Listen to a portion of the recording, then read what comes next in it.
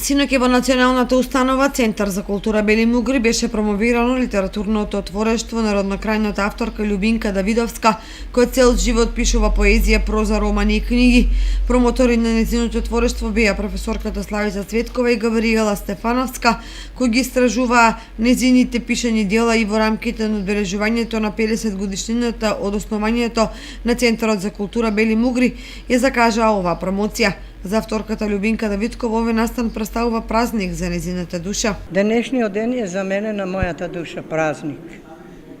Затоа што сето она што сум го работела и објавено во книги, посебно да се заблагодарам на Габи што со сите сили и можности неколку дена, па можда и недели работи, денес сме на една свеченост што до денеска не се е случила.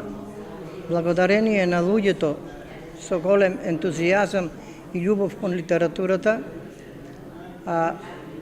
сме по овој повод тука. Тоа веќе ќе се реализира и ние сме многу среќни што во нашиот град нешто се случува на полето на литературата. Портретот за моето творештво, кое долги години го негувам и работам, поезија, проза, драмички, од се помалку и по нешто.